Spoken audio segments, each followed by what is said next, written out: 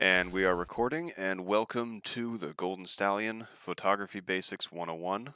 This is how I, Drake, take pictures. And today we have my lovely assistant, my lovely girlfriend Hayden here to help us. A crowd to ogle and tell me if the stream is working.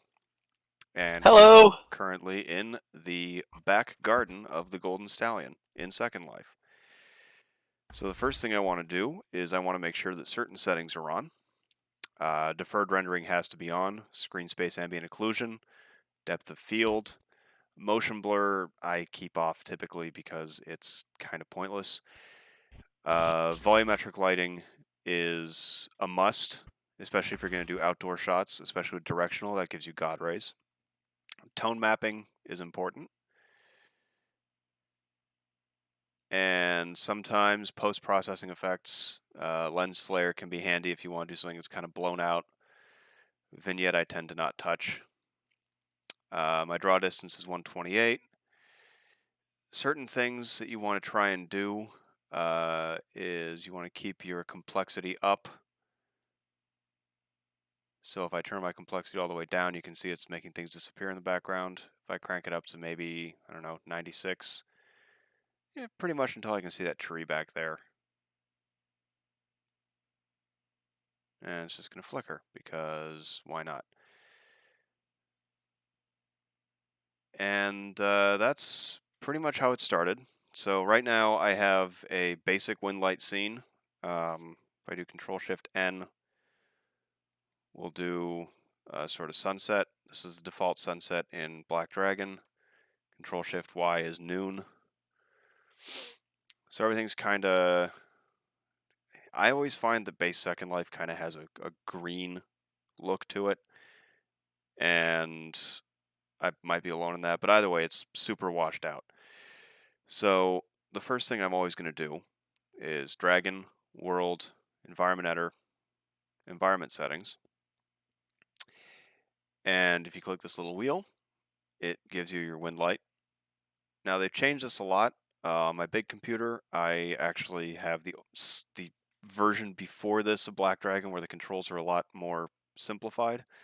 I'm not 100% with the new system, but it seems pretty close to how it's supposed to be. So your blue horizon and blue density mostly control sky colors. You can see in the background there, if I crank that all the way down, it's going to make the sky look kind of muddy. And up here, it's sort of a nice sky blue. The blue density is more for your haze, which can be really important. And you can actually go ahead and change the color of that, and it should impact your haze. The density multiplier will sort of kill all surrounding lighting and make it more muted. Your distance multiplier is what gives you the actual haze. And you just kind of fiddle with those knobs until you get something that looks somewhat dreamy. Your max altitude will determine how bright your background light is and also how bright your sky is. Your scene gamma controls the overall sort of, well, the gamma, the contrast of your environment. I usually keep that about 1, between 75 and 1. These controls, I don't know what they do. These are new. I have not had a chance to play with them yet, but I'm sure they're very charming. So you can change your haze color, give it all sorts of different vibes. Today we're doing an outside shot, and I kind of want to do something that's, bright and summery. So I'm going to give it kind of an orangish thing. It looks white right now, but we're going to fix that in the sun and moon. Changing your sun color will always impact the color coming directly from the sunlight source in the sky. So we make that a little bit more blown out. Our ambient color is really important. That controls the background lighting for everything that is not directly influenced by the sun. So if you look at the ground or my back here and I set this to blue, suddenly the whole scene goes blue, but there's still the color of the sun coming in. Kind of gives you a almost like a nighttime vibe. Makes it very cool looking. I like to kind of bring these down to a more grayed out value, just because you're trying to make something that has more natural lighting, but because it's a virtual environment, you want to sort of pump up the colors, make it a bit, make it pop a bit more. But if you give it something extreme, you can really accomplish anything. In this case, though, I'm definitely going to go for something that's more like, actually, kind of like that. Maybe. So if we have this bright blue, yeah, sun and moon, make our sun color a little bit brighter. And now you can see the interplay between the haze and the sun, because if I bring down the density multiplier, suddenly our scene is a lot more summery. If I bring it up here, it's foggier. So this is the point at which you just kind of start playing with things to see what you can accomplish.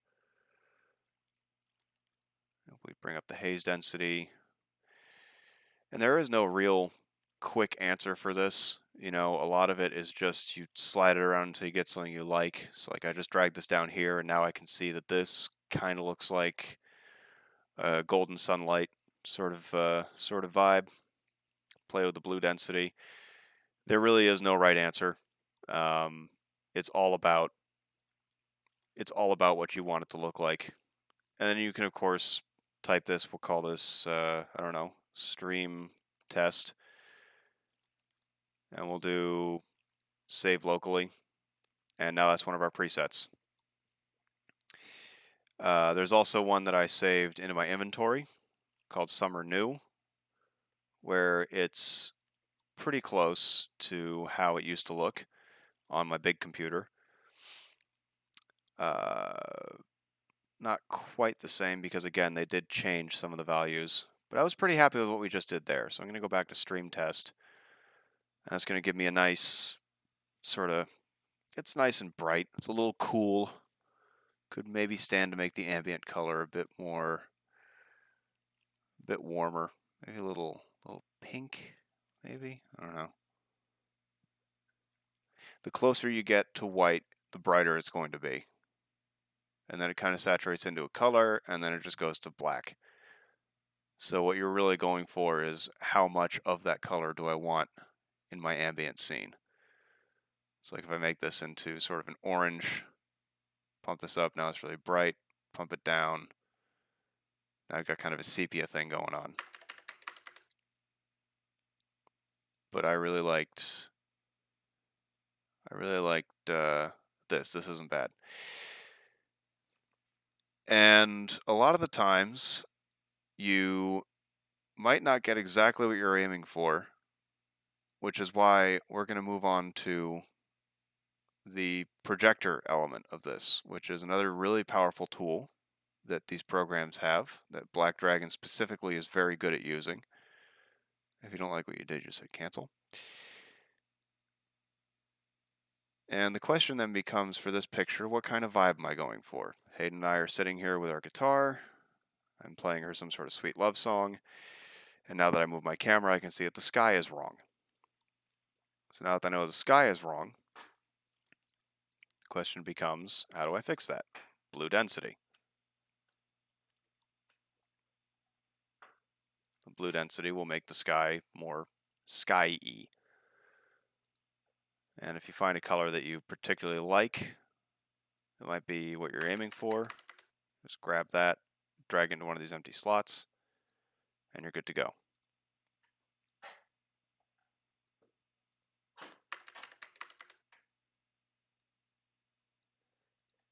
There. So now we got more of a summery vibe. Now I can play with my sun position, which is going to change the direction the sun is coming at from me.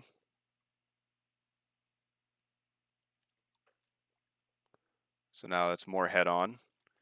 I can adjust the azimuth of it. Not entirely sure what S does. That's, again, a new thing. And you can adjust the glow focus. A lot of people like to do blown out glow. I've seen a lot of A lot of photographers do that. It's really just a stylistic choice. In my case, I don't like to have a whole lot of glow. I also, for outdoor shots, depending on the mood, for something that's nice and cute like this, I like to have a big sky, and I like to have not many clouds. So big sky meaning the clouds are really high up there and really big, and then you just kind of tone down the coverage. And your cloud color doesn't have to be white. In this case, it automatically sets it to gray, which is pretty cool. You just have to think about what color is the day. Our backlight is kind of blue, so I could make the clouds kind of blue. It's a minor change, but it does help. Or I can make them more orange. And if I make them more orange, then it kind of gives us more of a vanilla sky. But right now, we're going for sort of a mid-afternoon vibe, so I'm going to keep them just kind of white with a tinge of orange to them, kind of match up to my fur and Hayden's fur. And that's pretty much what you do for your wind light. You just play around with it a lot until you find something that works and save it as a preset. The upside is that if you use Black Dragon as your daily viewer, which I do, and apparently I'm insane for doing so, when you walk around, Second Life will always look like that. We don't have You to... are insane! Yes, I am insane. So, we have our wind light done. Do we need any extra light sources? That's a matter of personal opinion. If you wanted to create an extra light source, the easiest way to do it that I've found is you just create a cube or a cylinder, or a cube or a cylinder, something that has to have one flat face on it. And if you go to features and enable light, that turns it into a traditional Second Life light source, which is just a point light with no shadows, no shading on it. It's just a blinding light. If you go to this little thing here with the X over it, that's actually a texture slot. And if you do blank, suddenly you'll create what's called a projector. And a projector is a light source. You can see it changing as it goes over us. It's a light source that gives you local shadows, and it allows you to do certain things such as set a different ambience around it. You can set the distance of the light. You can see that it's giving us a bit more shading. You can, of course, change the color on it. So here I can actually pump up the orange of the sun a bit, kind of fake it. Or, if you want to get really fancy, you can replace this blank texture with literally any texture that you have. So in this case, I'll use a skyline picture that I uploaded months ago. And once it applies, what will actually happen is it's going to project all of these colors as the light source. It's literally a projector. It's like the things at school where if you put a photo on the light table, it shows it on the wall. So if I pump that up a bit, and sometimes you can just use diffuse things like that just to give it uh, a little bit of extra zazz. It kind of gives you some color variation. You always want to pay attention to a few specialized things. No, I just created a cube and did light and put a texture on it, and it turned into a light projector. You always want to be careful of things like this shadow here. That's our projector. It's not going to be good. It's not going to be good for our picture. So you just either set the texture here to something transparent, or you crank the alpha all the way up. And then you forget that the cube is there for 5 months, and suddenly wonder why your prim count has gone up 200, even though you can't see anything different. As is the case with me. So, Yeah, this video is going to go on YouTube afterwards. I'm recording it. I hope it's recording. It says it's recording. So it'll be an informative guide for people who missed the stream. So our lighting doesn't look good from this side, but we don't care because we're only photographing from this side. We got this cute little picture going on. Now, most people would just go, okay, I'm just going to take the picture. There, that's cute. But it's not good. And the reason it's not good is because you've kept the same default camera angle, you've kept the same default field of view, you haven't changed anything to really suit the actual mood of the picture. So there are two very important tools that Black Dragon has that you should always have open when you're doing photography or when you're doing videos. The first one is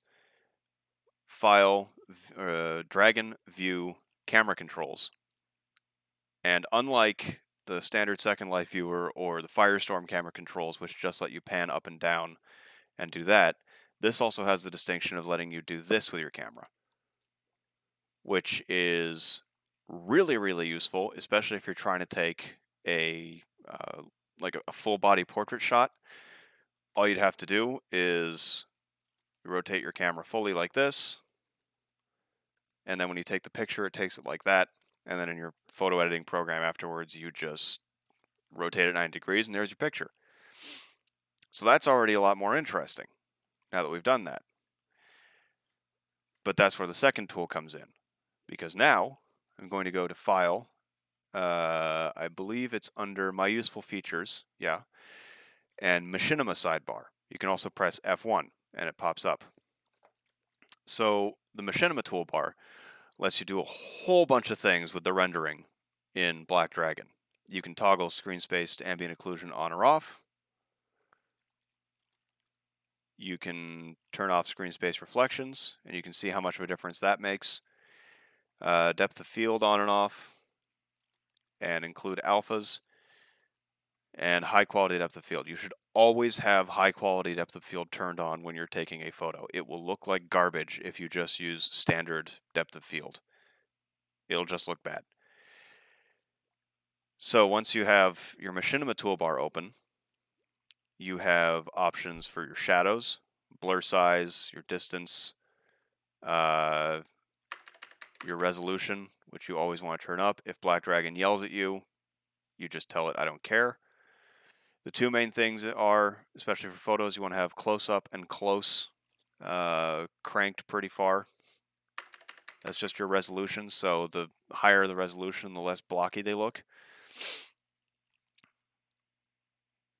And you have all sorts of different options for field of view, for your depth of field. So you can make it really blurry in the background. You can make everything super sharp. You got your focal length to adjust how blurry things are at what distance from your camera, circle of confusion, etc., etc. You can configure the resolution and the brightness of your screen space reflections. So if I turn them off, if I bring it down to 0, this is what it looks like with no screen space reflections. And I'll zoom in to this guitar and to us looking cute to show you what the difference is. If I bring them up to 1, you can see it reflects a little bit of my vest there, it reflects a little bit of Hayden there, gets a little bit of the ambient lighting in. If you crank it up all the way, it looks terrible. But sometimes for some shots, especially dark ones, you can crank this up to like 2 or 3 and it'll look fine. I like to keep it at around 2 for pictures just because it gives it that extra little shine. And then you have post-processing. You can adjust how grayscale it is, the sepia if you want to take an old-timey photo. You can posterize it, which some people like to do. I like to keep everything natural. Chromatic aberration is also another thing, especially if you're doing a sci-fi shot. Let's see, if I zoom in here and I bring up the chromatic strength, you can see it's causing the red-green separation around her antlers, around my ears here. around her hair. It's really good for sci-fi shots. Another important thing to have on that I didn't mention, and does not show up in this toolbar as far as I'm aware, it does, okay, is light softening. And light softening needs to be on if you're doing photography, because without it, everything is harsh. The shadows suddenly became a lot harsher. Um, Everything just kind of gets a lot chunkier. Light softening allows you to blend shadows and ambient occlusion and reflections much better. So our picture is setting up to be pretty good. If your camera is like this and you don't like it, you just hit escape and it'll put you back to normal. Our picture is looking pretty good. I do want to give it a bit of a tilt, kind of angle it up a bit. And one thing that I will do for the sake of this picture, because I don't want my eyes to be going everywhere, is I'm going to turn on Black Dragon's Poser. Now, the Poser only works for you. No one else in world can see you doing this. You cannot affect anybody else's avatar. It only works for you in a local context. But it's insanely useful if a pose is slightly off or you want to do something like adjust your eyes. In this case, I'd rather be looking up at Hayden than down at my guitar, and I want my eyes to be looking at her. So I'm going to click on my name. I'm going to click Start Posing, and my body freaks out for a second, and then it settles again. And now I can do things like take my head, I can adjust the angle, I can adjust where I'm looking, and I can look up at her. And I can take my eyes and I can, which one is that? That's my right eye. Can't really see it, so it doesn't matter right now. And again, Pixar rules apply here. And what that means to anybody who has not done an animation course is it doesn't matter what isn't visible.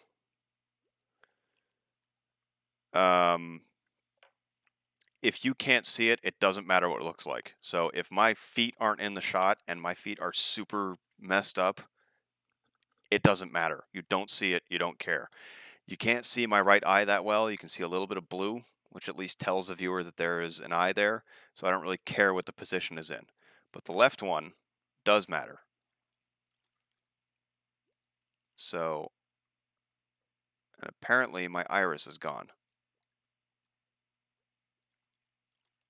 which I suppose will happen. So I'll open my inventory, look for Fate Eyes,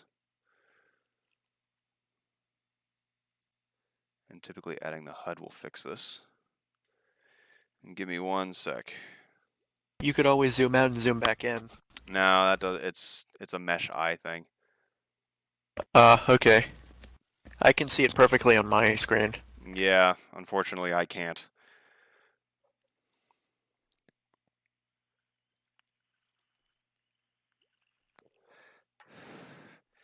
Just 1 second.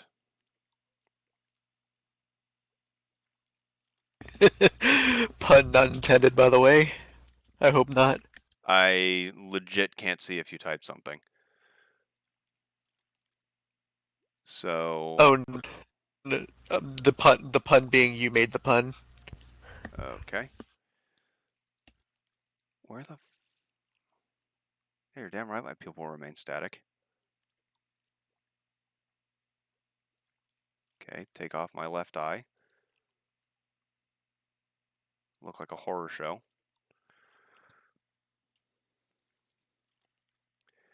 Especially for things like this, there we go. It's always a good idea to have... Yeah, and then I use the HUD and it just breaks.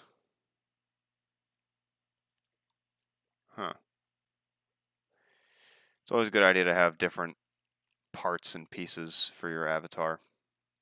Okay, I'm just not going to touch it. Just leave it as it is. Close it out. Okay. And you can also fix certain things with the poser, like my tail is going through the bench right there. Um, I'm a horse. It's assumed I have a tail. So I'm just going to kind of move it out of the shot. With a bento or animesh tail, you can do those kinds of things. So set the shot up nice and cute. Everything looks adorable. And I could call it here, but it still looks kind of weird, right? You know, my leg looks super long.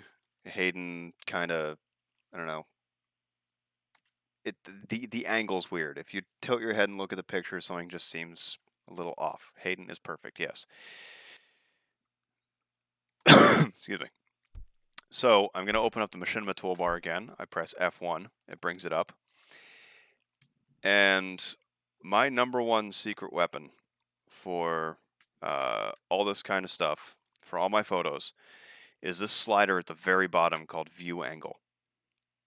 And View Angle is what separates a good portrait shot from a generic one.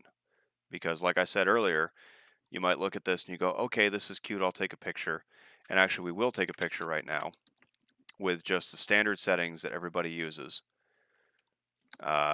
Without touching anything aside from file size. You know, do custom, save, cool. I'll save this to my desktop, and this will be our test. So that's our default picture. Now, if I take the view angle slider, and I crank that sucker down, like really crank it down, so a very narrow field of view, and I zoom out,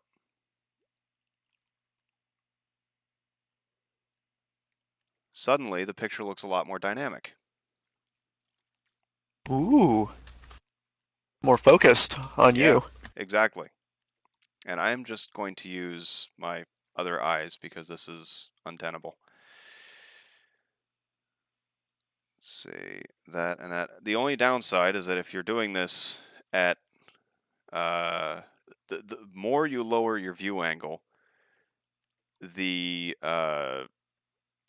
slower your computer is going to run. I'm not entirely sure why, but that's just kind of how it's always been with Second Life, at least. The depth of field gets a lot tighter. The frame rate just plummets, and you have to do everything in 3 frames per second. Okay, these should be good eyes. Now that I've lowered my camera angle, I can see that I'm not the biggest fan of just kind of how it's set up, and I can also see my tail is poking out there. But again, I'm a horse. It's assumed I have a tail. Little imperfections like that, you don't have to spend your whole life worrying about them.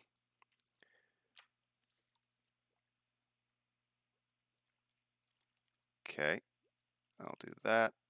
That's good enough.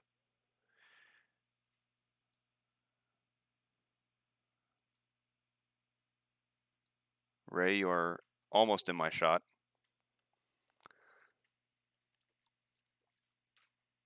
Okay, and if it's really chugging and you need to change your camera angle, just don't be afraid to crank that back up. I've moved out of it. How's that? Thank you, much better.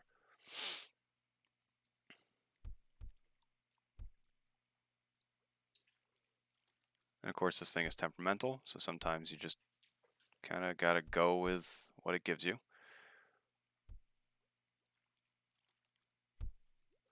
There. So that gives us a nicer picture already. I'll crank that down even further. It really is up to personal preference. I just like to have a narrow field of view for my portrait shots. I like to keep a nice angle like this.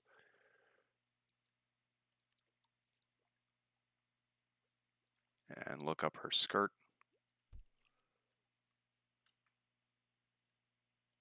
Zoom out a bit. Actually, no, I'm just going to go for this.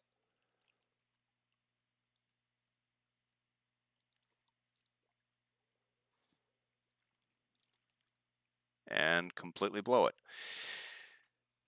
This is a lot of what you'll end up doing. Excuse me 1 second.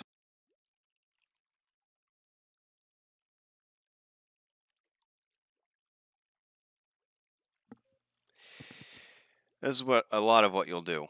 You'll just end up fiddling with things all the time until it just kind of clicks for you. And when it does, you'll just have it. And then you'll be happy with it. So maybe I don't need to have my depth of field or my view angle so cranked back.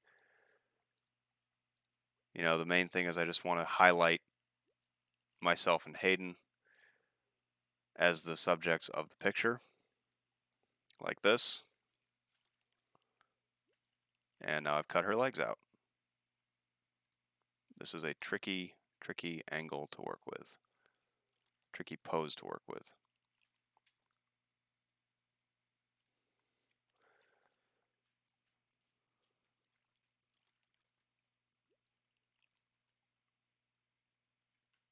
Yeah, that's not bad. Cool. And fuck it up? Yep, fuck it up.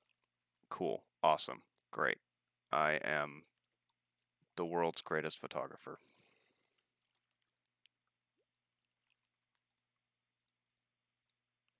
You are your own worst critic. Well, that's typically what a lot of this is raging at yourself for, you know, making a small mistake.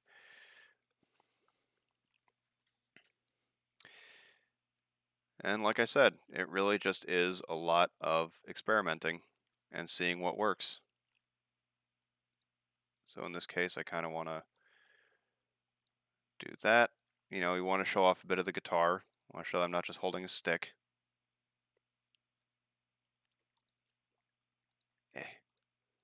I'm also on my laptop, which is not doing quite as well as my desktop does.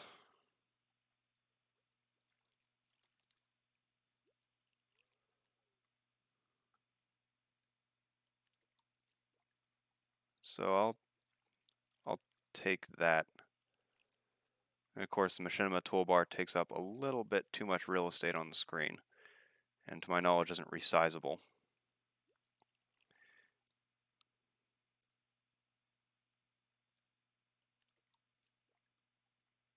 Yeah, this is just a little awkward is all. I'll get it.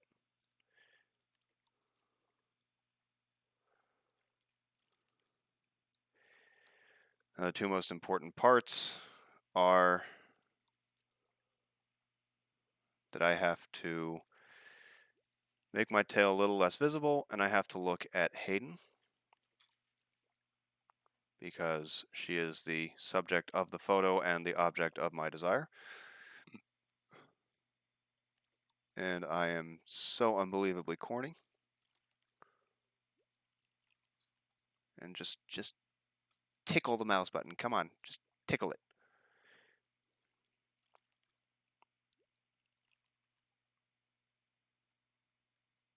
And there she goes, being flattering everybody. Come on. See, you can also mitigate this this slowness, I forgot, by playing with the field of view for the depth of field. There. Now we have a good shot. Cam it up a bit, and you can see what it would look like. Zoom out. There. So, we have our setup. We have the shot. I'm going to adjust my eye so that I'm staring at her. Looking good. That's a terrifying gesture. I'll just stare straight at... yeah, okay, I'm looking over this way like, God, I can't believe I have to do this.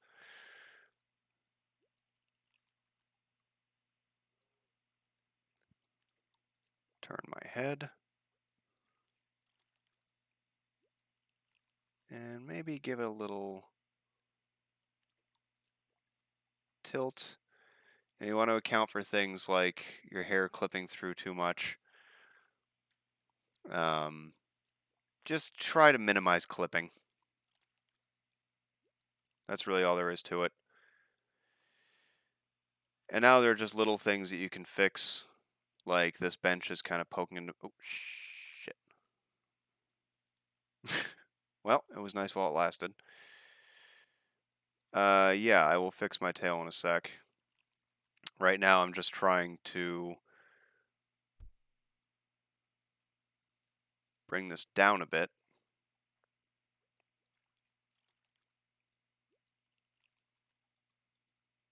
So my butt isn't just like sinking into solid stone. And again, the Pixar theory applies here. You know, you got the nub of my tail coming out there. So go down to, and definitely you have to learn what the nodes are on your avatar, because if you have to figure it out every time, it's going to take you forever. In this case, I can just kind of rotate this like that, I guess. There.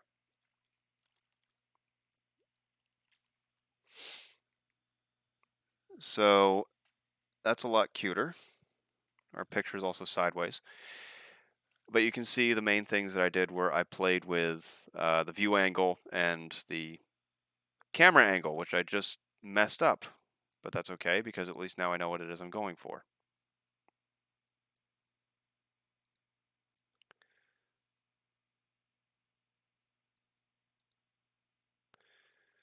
Try and get it somewhat parallel. A bit of a rotation. And sometimes an accident can be a, you know, can be a gift, because in this case I just found one that's a little cuter.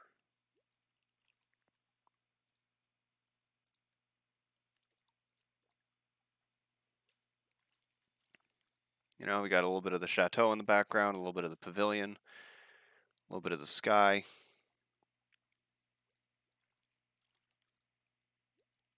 And this thing does not like to be precise. Pump that out a bit. Yep.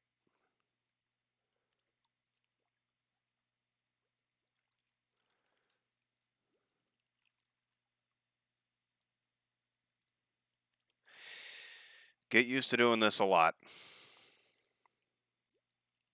in case that wasn't already abundantly clear.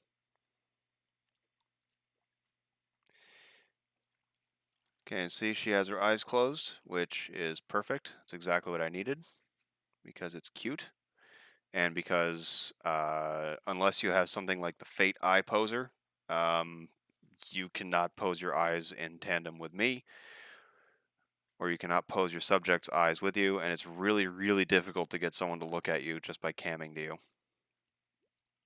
Yeah, a lot of problems like that. So now we got our picture. We have the setup for the picture. Now it all comes down to the snapshot. So Control Shift S, and there's the basis for it. And then big doe eyes. You know, there's the basis for it. Yeah, there is that too. That also works. Lilana says, I just grab my eyeballs with edit and move them manually to look at things. There are a lot of different options. You can get things like there's a brand called Fate. They made the Fate eyes, which broke, but usually they're pretty good.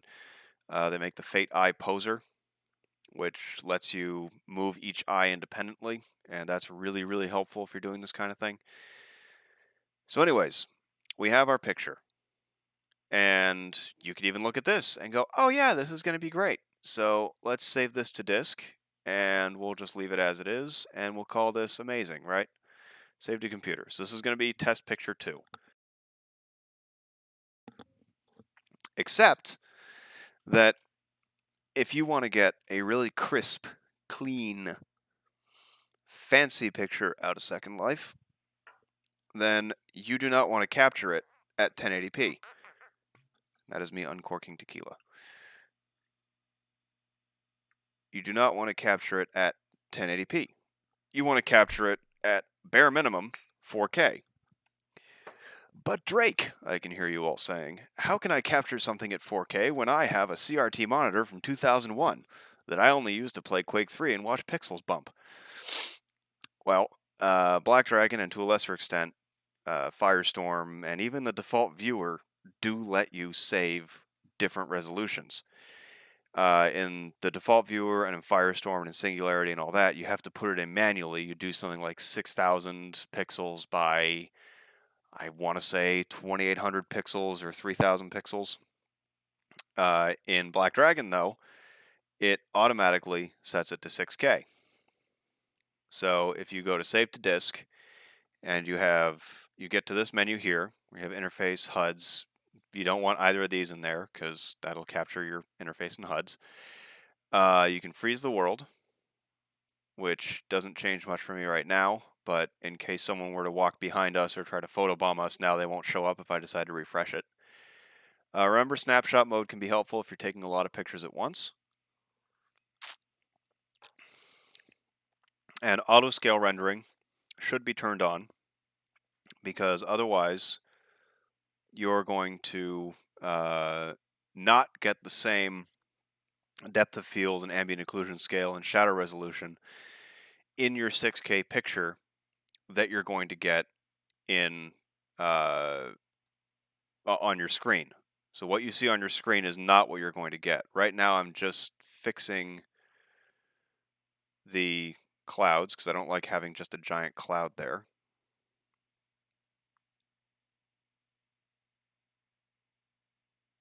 So that's a little bit better.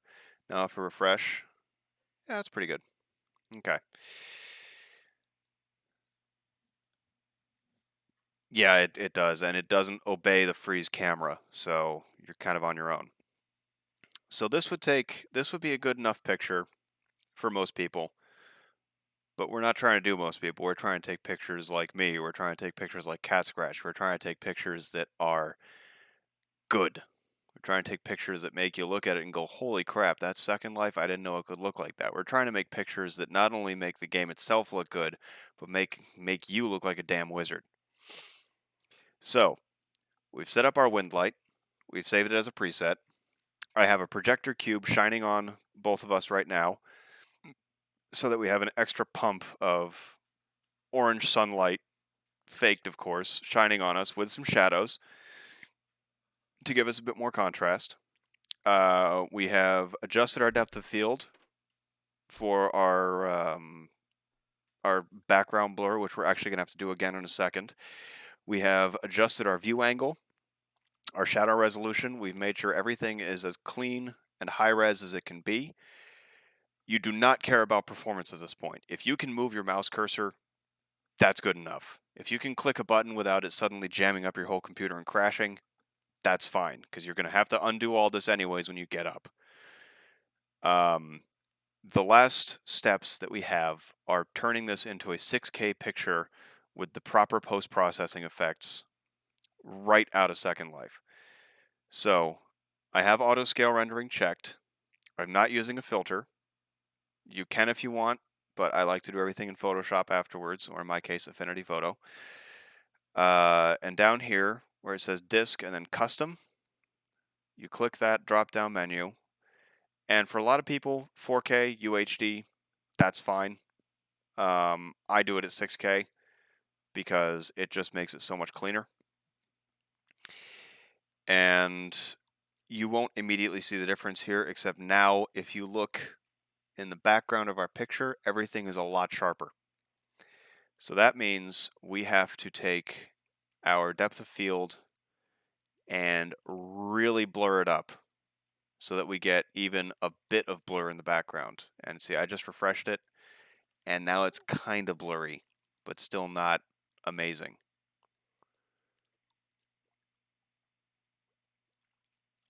And refresh, and that's much better.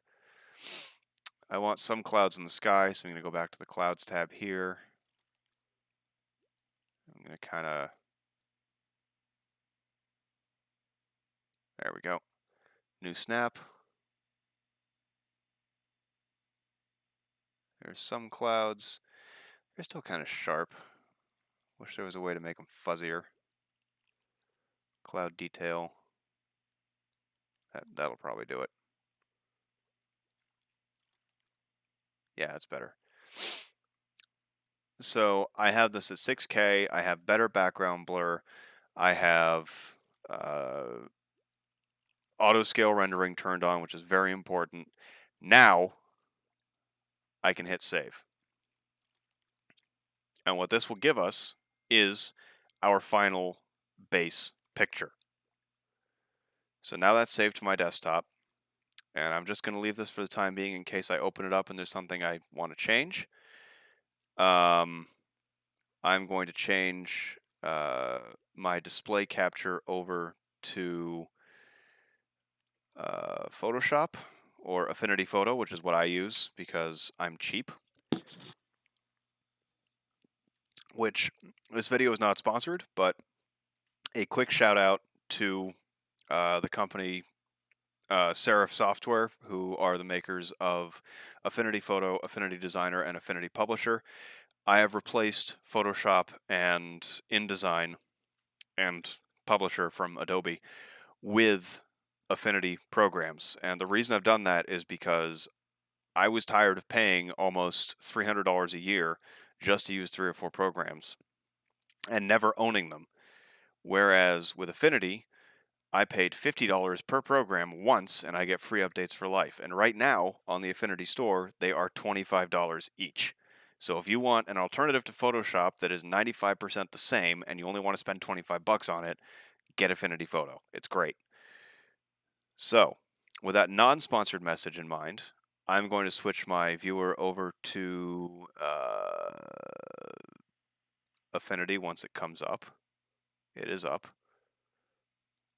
And for some reason, it's not letting me do this. No. Huh. Okay, hang on. So if I add another view, window capture, add source,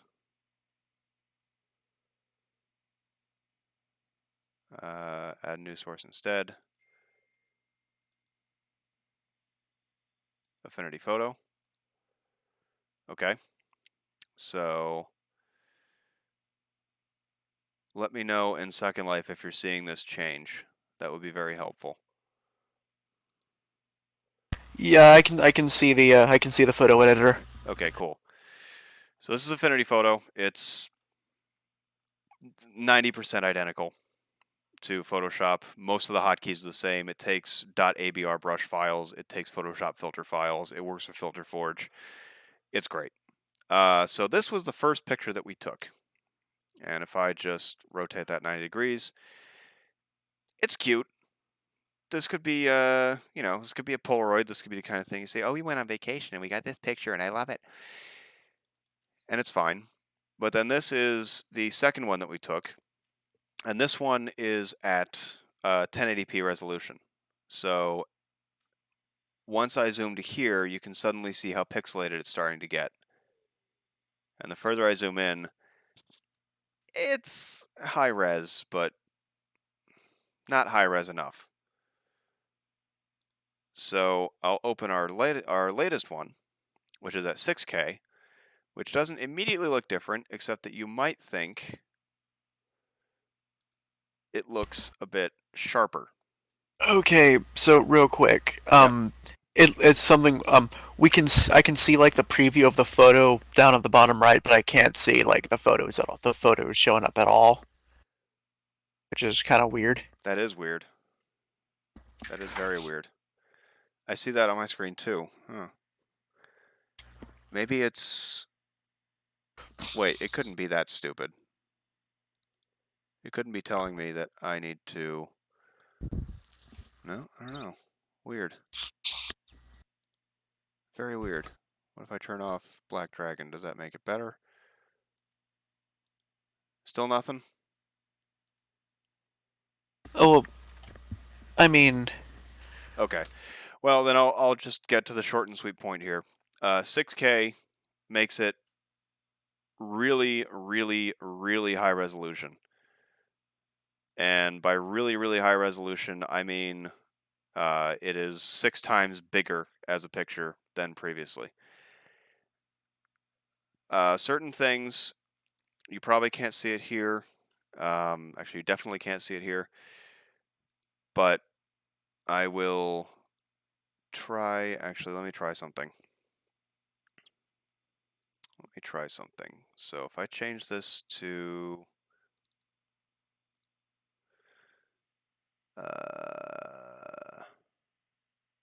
huh. Okay. Never mind. Point is, back to Second Life for a second. Um, save your pictures in 6K, and I will post the result to the Twitter afterwards um, to show you the real difference. That's why.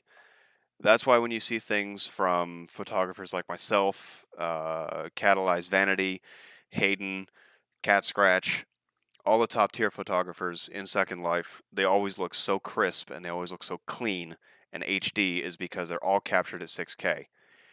The extra benefit of that is that even if you post it to somewhere like Twitter where it's not going to show it to you in 6K, when it downscales it, it's still going to preserve those sharp edges because that's how those algorithms tend to work. So you always want to try and save at bare minimum 4K and if you can 6K.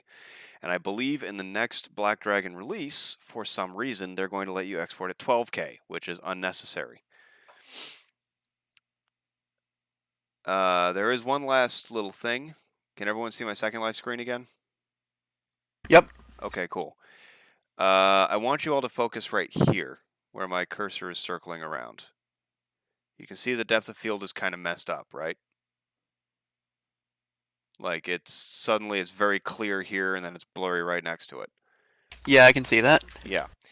The reason for that is because I have include alphas into depth of field checked, and this is kind of on a case by case basis. Mesh hair and some mesh bodies, such as the Jake and really anybody by Beleza will do it, will create this strange halo around you when you have this depth of field on. You can avoid it by unchecking include alpha, where you can see now it's a lot cleaner. The downside is that this will very quickly blur everything else. So it's gonna make your hair look blurry. It's going to it's gonna give you some weird artifacting, and sometimes it'll make it look a bit sloppy because Second Life is not very good at calculating depth with alpha textures. It's just something you have to get around. For this particular picture, I'm going to turn it off because it's only in certain areas and I'd rather have the whole thing look a lot cleaner. So I'm going to save an extra version with include alphas into depth of field turned off, and it has been saved. So now I've closed the window and it looks like I'm stuck like this forever, but you can undo all this very easily by hitting escape, and that's going to suddenly bring you into this mode, which I actually kind of like. Yeah, it's a really big snoot. It's a very big snoot. You know, so, like I said, sometimes you can just find better pictures. So, you know, this is a cute picture.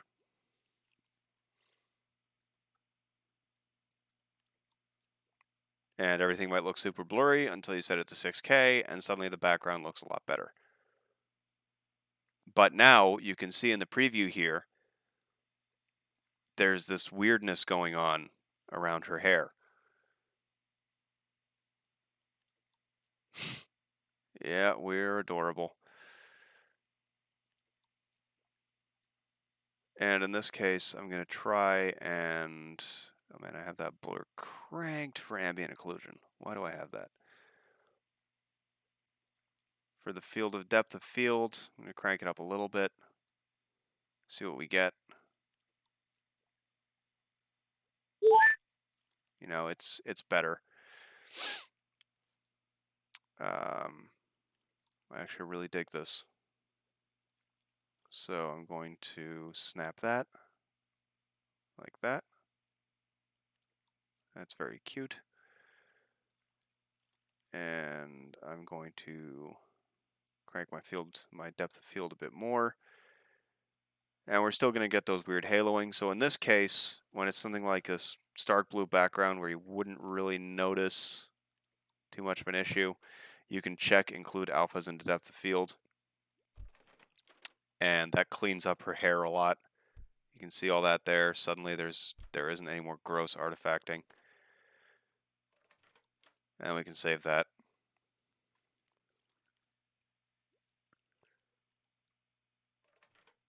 And those are our photos. And be sure to go to @thatfancyhorse on Twitter to see the end results of this video tutorial and to see the pictures that were put in there. They will be posted underneath the pinned tweet that will be the YouTube video that you have just watched. Thank you for watching this tutorial, and if you have any questions, don't hesitate to contact me through Twitter. I will answer as soon as I can.